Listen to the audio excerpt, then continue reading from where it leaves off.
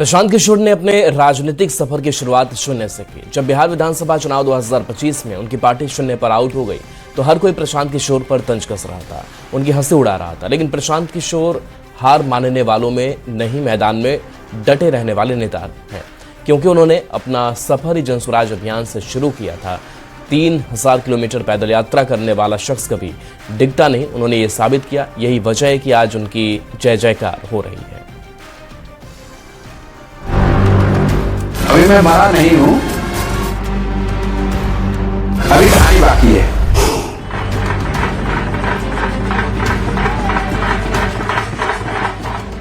मैं अभी मरा नहीं हूं, अभी कहानी बाकी है।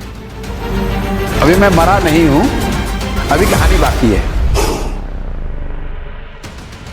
प्रशांत किशोर का ये बयान उनके सबसे बुरे दौर का है, जब जनसुराज बिहार विधानसभा चुनाव 2025 में शून्य पर आउट हो गई थी। प्रशांत किशोर ने बड़े दावे किए थे, लेकिन उन्हें नाकामयाबी मिली। प्रशांत किशोर को मिला सियासी तंज और दुत्कार। सियासी गलियारों में प्रशांत किशोर की नाकामी के चर्चे थे। हर कोई कह रहा था कि जनसुराज का बिहार में कोई भविष्य नहीं है, लेकिन पीके ने हार नहीं मानी। वो मैदान में डटे रहे। सबसे बड़ी चुनावी हार से उन्होंने सबक सीखी। प्रशांत किशोर ने जनसुराज पार्टी को नए सिरे से खड़ा करने का बीड़ा उठाया। फिर बांकीपुर उपचुनाव का ऐलान हुआ। सबको यही लग रहा था कि प्रशांत किशोर चुनाव नहीं लड़ेंगे, लेकिन बांकीपुर से पार्टी ने प्रशांत किशोर की उम्मीदवारी का ऐलान किया। बांकीपुर में पीके खूब लड़े। ये भाजपा के उस अहंकार को तोड़ने का चुनाव है, जहां उन्होंने कहा है कि अगर वो कुत्ता बिल्ली को भी खड़ा करेंगे तो बांकीपुर की जनता उन्हीं को वोट देगी।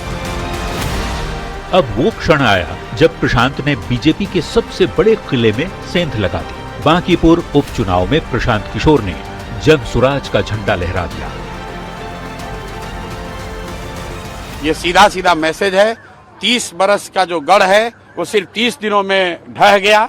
वो सिर्फ इसलिए ढहा है कि बिहार के लोग भी चाहते हैं कि अब 4 किलो 5 किलो अनाज और जाति से ऊपर उठकर हम लोग के बच्चों के पढ़ाई रोजगार के लिए केंद्र सरकार और राज्य सरकार काम करे। अगर वो काम नहीं करेंगे तो आगे चुनाव के परिणाम उनको ऐसे ही देखने को मिलेंगे।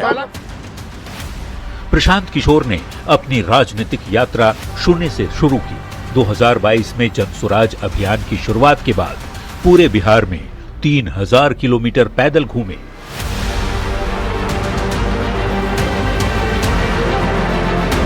फिर जनसुराज अभियान को पूरी तरह राजनीतिक संगठन में बदल दिया।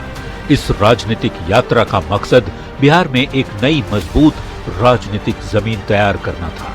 लेकिन 2025 के विधानसभा चुनाव के नतीजों ने उनके सियासी मकसद को हिलाकर रख दिया। पर प्रशांत किशोर हार मानने वालों में से नहीं थे। वे मैदान छोड़ने वालों में से नहीं थे। अपने मुद्दों और मकसद पर डटे रहे। उन्होंने साबित किया वो बाकी सियासी दल से अलग है। पारंपरिक जाति आधारित राजनीति की जगह उन्होंने अपना फोकस स्वास्थ्य, रोजगार, विकास, पलायन के मुद्दे पर रखा।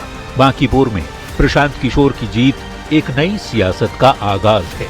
प्रशांत किशोर का हार नहीं मानने वाला ये अंदाज सियासी दिग्गजों के लिए बड़ा संदेश है। Bureau report, news 18।